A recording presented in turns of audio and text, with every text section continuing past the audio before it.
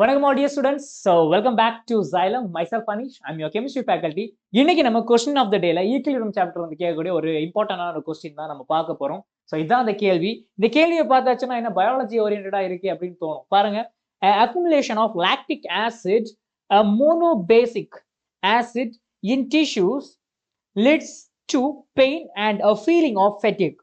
In a 0.1 molar aqueous solution of lactic acid is 3.7% dissociates.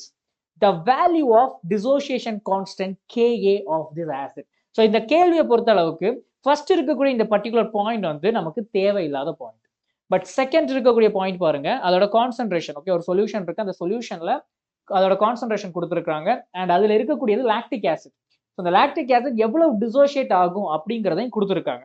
இப்ப கேள்வி என்ன, கேஏயோட value என்ன? ஸோ டிசோசியேஷன் கான்ஸ்டன்ட் தான் கேட்குறாங்க. அதை எப்படி கண்டுபிடிக்கிறது? ஃபர்ஸ்ட் திங், கேஏக்கும் டிகிரி ஆஃப் டிசோசியேஷனுக்கும் இடையில இருக்கக்கூடிய ரிலேஷன்ஷிப் என்ன? அஃப்கோர்ஸ் நீங்க படிச்சிருப்பீங்க, K A is equal to C alpha square, கரெக்டா? ஸோ இதுதானே ரிலேஷன்ஷிப். சரி, இப்போ இதுல ஆல்ஃபாவோட வேல்யூ கண்டுபிடிக்கும். முதல்ல நீங்க கண்டுபிடிக்க வேண்டியது என்னன்னா ஆல்ஃபா. ஆல்ஃபாங்கிறது டிகிரி ஆஃப் டிசோசியேஷன். அதை எப்படி கண்டுபிடிக்கிறது? ஆல்ஃபா இஸ் ஈக்குவல் டு என்ன கொடுத்துருக்காங்க, percentage of dissociation. Percentage of dissociation divided by 100 போட்டிங்கன்னா என்ன வரும்?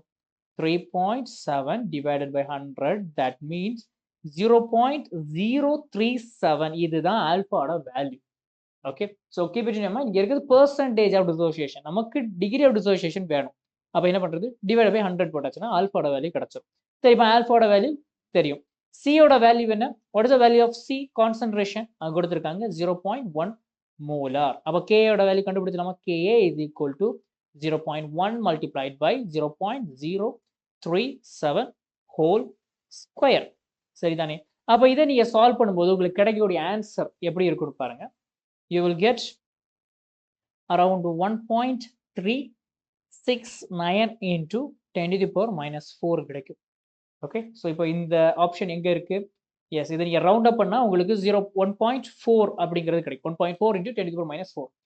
Okay, so 1.4 into 10 to the power minus 4. Option B is right answer. Yes, option B is right answer. Hope இந்த question உங்களுக்கு புரிஞ்சிருக்கும் அப்படின்னு நான் நம்புறேன். அண்ட் டோன்ட் ஃபர்கெட், இப்போதான் நம்ம சேனலை முதல் தடவை பார்க்குறீங்கன்னா மறக்காம நம்ம சேனலை சப்ஸ்கிரைப் பண்ணிக்கோங்க. அண்ட் நம்ம ஜைலத்தோடைய பேட்சாக இருக்கக்கூடிய தளபதி பேட்ச் அண்ட் வெற்றி batch and fast track batch, இதில் அட்மிஷன்ஸ் ஆன் கோயிங். நீங்கள் நீட் ஃபோக்கஸ் பண்ணிட்டு இருக்கீங்க, நீட் 2026 ஃபோக்கஸ் பண்ணுறீங்கன்னா கண்டிப்பாக இந்த பேட்சஸ் உங்களுக்கு ரொம்ப ஹெல்ப்ஃபுல்லாக இருக்கும். ஸோ இந்த பேட்சஸில் உங்களுக்கு live classes as well as recorded classes உங்களுக்கு அவைலபிளாக இருக்கு. ஃபர்தர் டீடைல்ஸ் தெரியணும் அப்படின்னு நினைச்சீங்கன்னா கீழே டிஸ்கிரிப்ஷனில் இருக்கக்கூடிய நம்பருக்கு கால் பண்ணுங்க, எங்கள் டீம் உங்களுக்கு ஹெல்ப் பண்ணுவாங்க. அண்ட் இன்னைக்கு நடத்தின இந்த கொஸ்டினோட சொல்யூஷன்ஸ் வேணும் அப்படின்னு நினைச்சீங்கன்னா ஸ்க்ரீனில் இருக்கக்கூடிய இந்த QR ஸ்கேன் பண்ணி ஆக்சஸ் பண்ணிக்கோங்க. இல்லை இதுக்கான லிங்க் கூட கீழே டிஸ்கிரிப்ஷனில் இருக்கு, யூஸ் பண்ணிக்கோங்க. So that's it for today. Take care of yourself. See you on next class. Bye.